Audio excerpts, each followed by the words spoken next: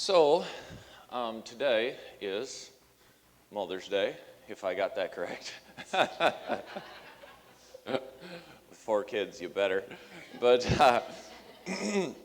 anyway, we're going to be looking at today just at learning from the example that someone is, just who they are, and just how, just by being around someone, learning from them, not even what they say, but who they are and the person that they've become.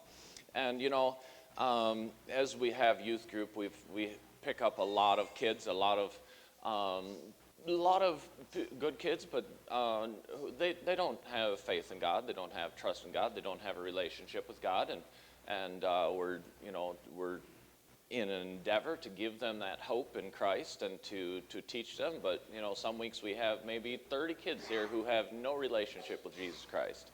And as I talk with them and work with them, the thought that runs through my mind is that for them to make this decision, it's a first for them, the first in a line.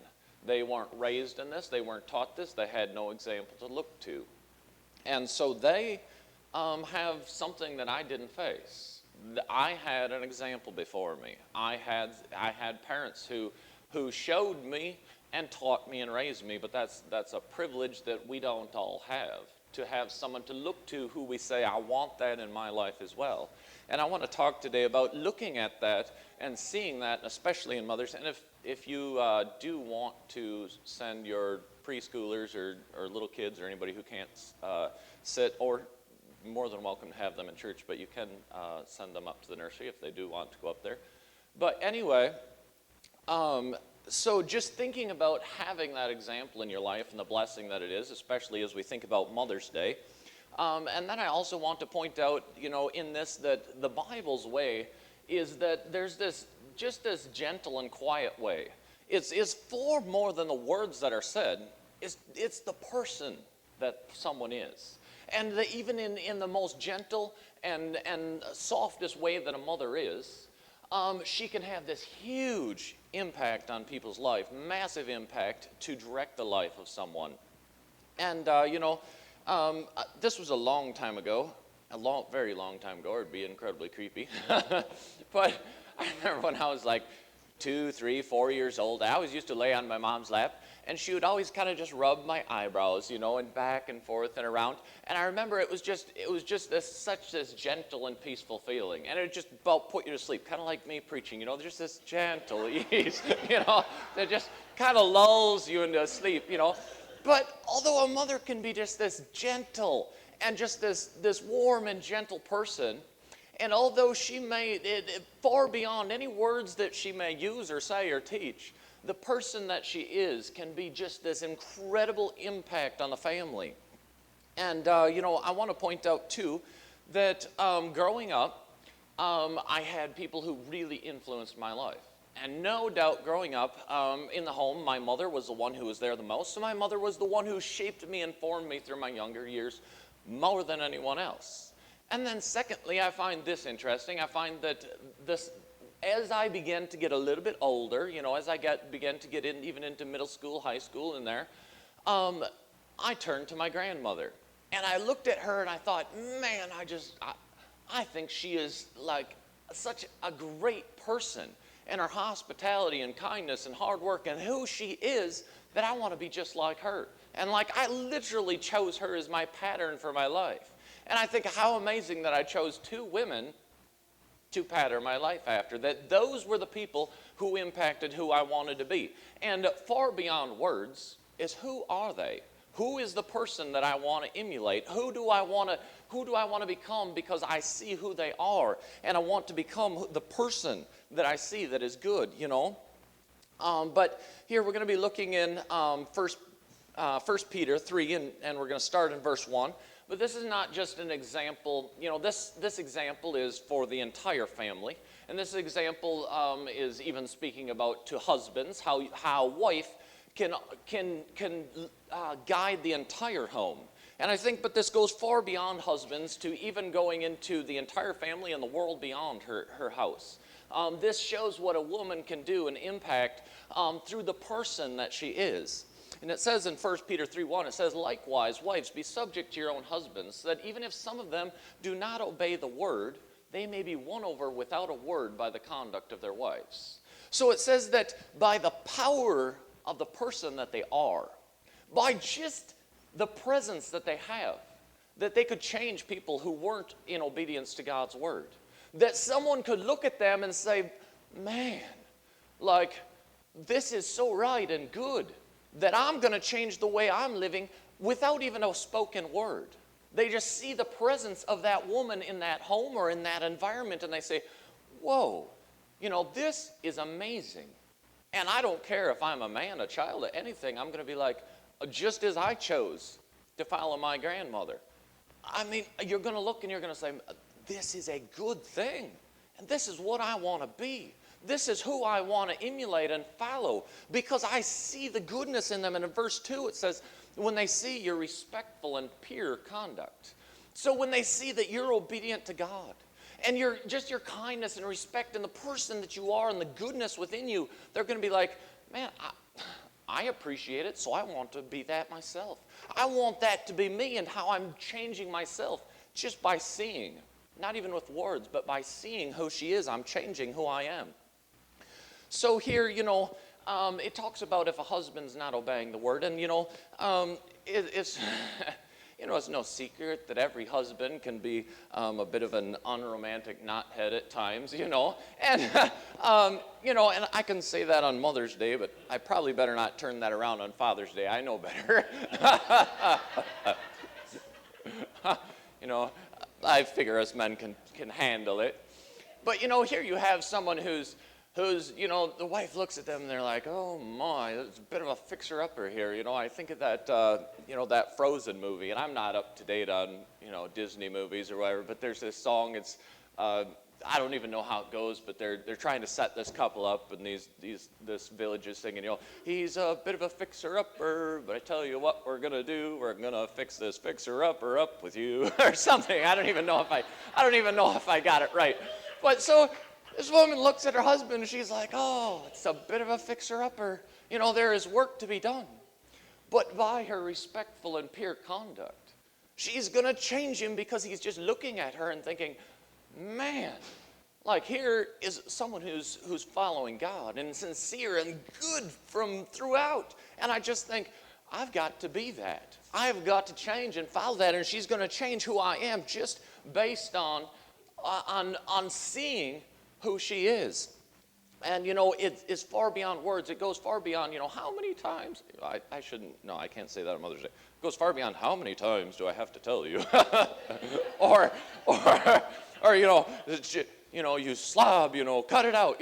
It's not in the words. It's not in the words. The power is in the person. The power is in the respectful and pure conduct.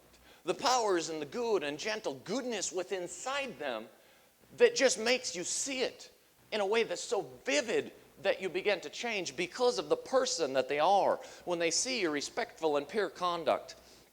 And, I think that in my opinion, I think that a woman's conduct may be the most powerful influence, maybe that I can think of. It's certainly in the home. I mean, this is huge. You've heard the saying, if mom's not happy, mom's not happy. No, nobody's ever heard that, right? If mom's not happy, no one's happy, right? Mom has this vibe in the house, right? And who mom is huge. It absolutely turns that house upside or downside. I mean, there is something huge happening in who mom is in that house, right? Mom is a huge major part, and maybe the greatest part. Maybe, I know that men have their place in being a father and a teacher and a grandfather and all of these things, and it's very, very important. But I can't say this for sure, but I'm just saying it is powerful. I mean, it may be it was the greatest influence in my life, and I think for sure in many, many cases, it is the greatest influence. It is a huge, huge, powerful influence, the person that mom is, and it's going to change the people's lives. And it says, when they see that respectful and pure conduct. And, I can think of 3 families in particular, and many more in partial. But 3 families absolutely just blaze in my mind that unfortunately, when mom kind of hit the bricks, the whole family followed after. And I thought, oh, man, that is brutal and that is tough. That is not...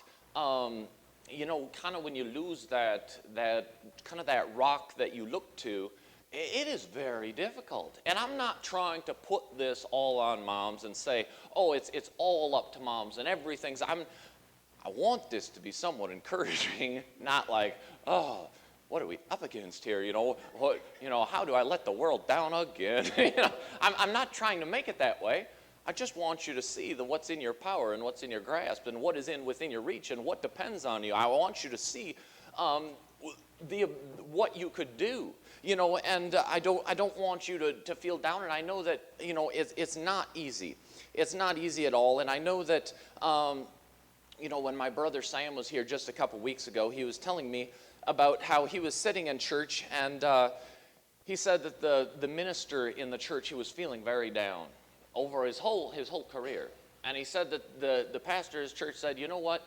He said, I've come to the conclusion that people change a little bit. And he said, all of my work, everything I've done is to change people a little bit. But I can't change them very much. And my brother said he sat there and he thought, man, that was one of the saddest things I ever heard. What a depressing thought. This life of effort. And then he said, but you know what? He said, I've paid attention since that point, and he says, I've seen a lot of people change. He says, I've seen people who dedicated their life and changed people around them time and time and time again. And he says, you need to count the victories. He says, because when God is with you and you are dedicated to doing what's right, he said, God can use you, and you do change people, and people do change. And he said, since that point, I've seen it over and over, and people do change. But there's not this absolute guarantee. I think it's not like these infomercials. I know for a while my daughter Audrey, she was really into commercials and infomercials and stuff. And I don't know where she is today, but she would always come to Mom. Oh, there she is. But she would always come to Mom and she's like, Mom, we have got to get a Swiffer. She was like, do you realize the dust mites in the home? And it's just like, oh, this glamoring sparkle that follows behind the Swiffer, and everybody's happy and it's all good, And these infomercials like, add a drop of this and everybody in the home is happy. Look at the change, It's not quite that easy. It's a long and difficult road. And, not every child is going to be impacted, and not every person's going to be impacted.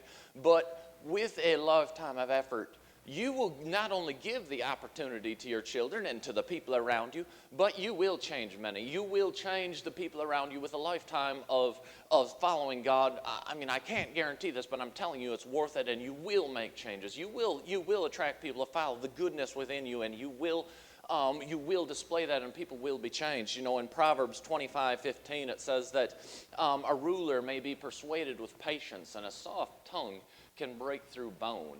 And so, many times, what an all-out fight can't do, the gentle and quiet person who is good and following God from within can do what they could never do. You can impact and change people. You can break through hard hearts, people that you didn't think could be reached. Through the goodness within you, you can display it, and you can show it, and you can make change. And people do and will change. It does happen. And that is your calling, whether or not it's easy. So I want to look here as we continue on here. In verse 3 of 1 Peter chapter 3, it says, let your adorning, let not your adorning be external. It says the braiding of hair, or the gold jewelry that you put on, or the clothing that you wear.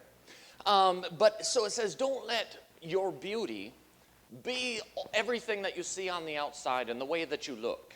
And it says, and this is also still speaking to women primarily, if you didn't catch that. But it says, don't let your beauty be all of the things that you put on and the way that you dress up. But it says, let your adorning be the hidden person of the heart, with the imperishable beauty of a gentle and quiet spirit, which is very precious in the sight of God. It says, don't make it all about anything else. Now, I didn't say, give that up. Don't quite yet Stick with that one pair of sweatpants forever. But don't make it that you're trying to be known for anything external. Make it a goal that when people think about you, they think about that gentle, quiet, pure, godly person that they think, man, there is some motivation for me. That just their thought teaches them and shows them who they ought to be, that it impacts all the people around them because of, even though they're gentle and quiet, even though they have this good and just this peaceful spirit about them, that dedication is speaking louder than words. And it is teaching everyone around you, and you can make changes in people's life. So here, this gentle and quiet spirit goes far beyond even women. This goes to men. This goes to all people. If we were to skip down to verse 15, Peter says, he says to every person, to all people. He says here, but honor Christ the Lord in your hearts. And he says, and always be prepared to give a reason to anyone who asks you for the reason, for the hope that is in you. And he says, yet do it with gentleness and respect. He says, outside and beyond all women, he says, I'm going to tell every one of you. First off, honor Jesus Christ, our Lord, as holy in your life. Make him your driving force, and every single person, first strive for that purity. That in your life is a message that could be seen. And then when they see it, when they look at you and when they realize, and this still is speaking to women as well, every one of us, when they look at you and they see it and they realize and they're like, man, where does this come from? How, why? Like, I see the good in you. I see the person that you are. Like, I want to improve myself as well, and there's something good in you. Tell me. And then you can tell them that they too need to have that relationship with Jesus Christ. The hope and the purpose and the reason that we're doing it. And you can say, look, this is the reason. Is because I honor Jesus Christ, my Lord, as holy and first in my life. And that is the motivation that carries me on, and that is the motivation that makes me be this, so that you can see, and you can see that that is good, and that is best, and you can see that that is a blessing to the people around you, and you can shape the world around you by the person that you are. And it's going to speak louder than words, and although this is to all the church, that everyone in the church ought to be doing this, and he says, with all humility and respect, that not just women, but men in a peaceable, humble, respectful way, that they could present who God is by first living it out in their life and then having an opportunity to speak it. But in closing here today, there are people, this is very, very broad reaching and broad stretching. There are people in our lives, there's been people in my wife's life growing up that she called Grandma and Grandpa. And they shaped and formed her life, and they weren't actually her grandma and grandpa. They're just people she ran into, people who became important in their life. And there are people who someone will say, you know what, they're like a father to me. They were like a mother to me. They were that person. It may be my grandmother. It may be, you don't know who you are or where you are in that spectrum. This is far-reaching. This goes for all of us, but especially for mothers today. I want you to realize and just understand the power that you have at your fingertips to be kind of that, I think of like the first ship to cross a lake in the spring, if you're from Minnesota or somewhere, Canada. They got to break the ice and let others follow. And you can be that person who gives that hand to especially your children and all those young people who follow behind you. You can break that ice of showing that example and living that life, because you're not going to be able to teach it until you've lived it. You're not going to be able to pass on something that you don't even have yourself. And I don't care who you are, if you're just a friend or a mother or a coworker or anybody. You're breaking that ice and breaking that path by a quiet, gentle, peaceable person that you are, who is honoring God and showing that, who's displaying the light of Christ. And here in closing, Ephesians 4:1, Paul says, I therefore, a prisoner of the Lord, for the sake of the Lord, urge you to walk in a manner worthy of the calling to which you have been called. But he says, yet do it with humility, gentleness, he says, with patience and bearing with one another in love. he says, this is the calling that God has called every one of us to. This gentle, quiet, soft, patient, caring, loving person who lives and honors God first. And that example cuts the path for us to give a hand to the people who are following us. And I just hope that mothers can see it. I hope that this has been, more than a weight or a burden, but an encouragement to what you can do and how you can guide your children. And I am telling you this from experience. It doesn't get a more powerful example in my life. There's nothing more changing in my life than who Mom and Grandma was. And I just, even my children have people around here who they follow as grandparents or look up to. And those people are shaping and forming and guiding that life of my children. I just hope that you can see the power that's at your fingertips in that gentle, quiet, God-honoring lifestyle and just what you can do as a mother.